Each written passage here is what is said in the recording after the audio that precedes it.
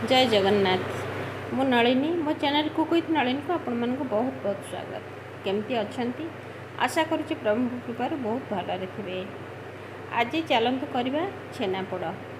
नाटा शुणी आपण मैंने भावुवे ये तो समस्ते करुँच छेनापोड़टा आम समस्ते जाचु। अरे नाई नाई ये क्षीर छेनापोड़ नुह, ये हूँ दही छेनापोड़ माने दहीर छेनारू तैयारी छेनापोड़। नॉर्मली आमर छेनापोड़टा क्षीर छेनारू छेनापोड़टा हुए जोटा कि आम मार्केट रे खाऊ बा घरे करूँ, किंतु ये हूँ टिके अलग। तेणु चलतु देखा पूर्व आपको कहूँ जदि आपण मानक आज मोर ये भिडियोटी भल लगी ताले लाइक शेयर कमेंट आउ सब्सक्राइब करने को भूलें। सब्सक्राइब कर ऑल बटन क्लिक करदे नुआ नुआ वीडियो जहाँ अपलोड हम आपण मैंने देखिपारे। ये हूँ मोर घरे तैयारी माने घर को क्षीर आसे, क्षीर जो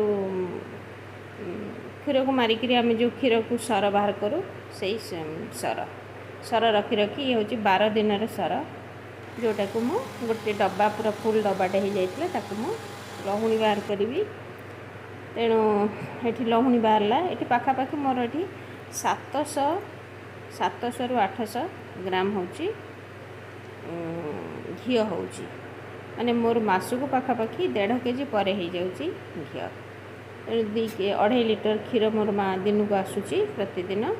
तेणु तापरे लहुणी बाहरला परे एठी जो दहीटा जो मु रखी दहीटा को छेना छिड़ेबी से दही छेनारे आज मु करी। ता सहित ये जो घी मु बसई घीर भी जो कोरुओ यहाँ हूँ सफ्ट कोरुओ आपको आउ टे पड़पड़ हो गले आपको टे आम चीनी पकईकि खावा भल लगे, किंतु यहाँ पूरापूरी नरम माने से दहीटा को से जो लहुणी रे थिला सेटा को मु बाहर कर देछि। ताप सहित ये मु दही छेना ये देखूँ दही छेना क्षीर छेनार कलरटा पूरा व्हाइट आसो। ये टिके माने आसो कौन कहले ग्रे कलर टिके माटिया माटिया देखा।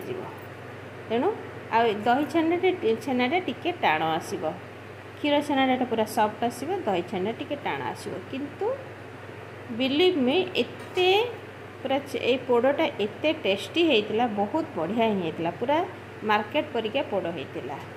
आपण मैंने देखूँ ये पाखापाखि मोर 300 ग्राम छेना है बाहरी पड़ा दही छेना। आम नॉर्मली ये छेना कौन करूना माने मंडा पिठा करदे बा छुआ मैंने जदि खाती खाईदेवे, किंतु मु आज कहली सबुथर कहीं पिठा करवा आज टे पोड़ कर खाईदेवा।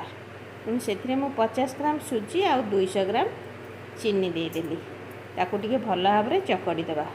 किंतु ये छेना टे टाण आसो तेणुक भल भाव में चकटिया पड़ो, किंतु क्षीर छेना होता है चकटिया ने जस्ट खाली हाथ में गोल देवार थिला। तापर टिके लुण देदेले जस्ट मीठा जिनिस टिके लुण देदेले ही तार प्रकृत टेस्ट आसे भल लगे। तेणु टिके लुण दे देइथिली।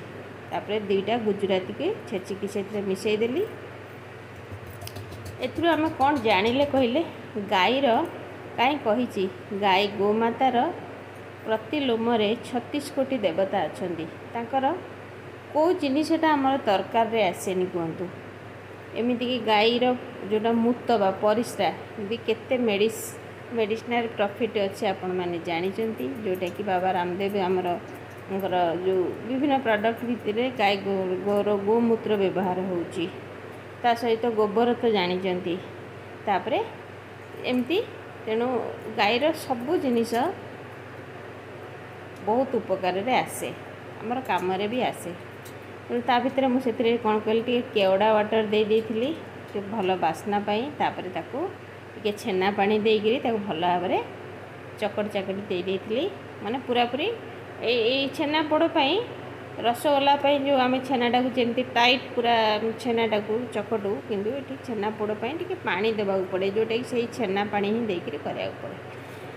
तापर मोर गोटे घरे ये शालपत्र थिला, शालपत्र रे मु कौन कली ना टिके घी देकर ताकू मु गोटे गिनारे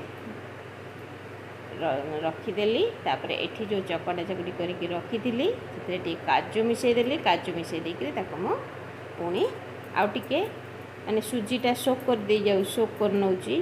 तेणुक आउ टिके पानी देवे, जदि ये पानी न देवे ये कौन हम ना पूरा हार्ड हो पोड़टा पोड़ हो गला पूरा पूरी हार्ड हो सफ्ट आसबनी भितरटा सफ्ट रही ना छेना पोड़टा बाहरटा दी पटटा पोड़ी जाए कि भितरटा टी सफ्ट थाए किंतु जदि ए पानी नदे पूरा हार्ड हो आउ तेणुक ये आउ टे छेना पानी ही देवे छेना पानी देले ही भल लगे देखो मोर ये गिनारे पूरा सब देकी सेट करके रखीदेली ये गोटे जगार लुण देकरी मोर प्री हिट कर बसईदेली बसईदेला आंच सीम रे पाखापाखि घंटाए पर देखिली हो नाला आउ 10-20 मिनिट ताकू दे बेक माने पोड़ीदेली तापर फाइनाली मोर ये हो बार पुणी 3 घंटा छाड़ी देती पूरा ठंडा होगला मुझे काढ़ीदेली नहले से भांगी जीव ताको काढ़ीदेली देखो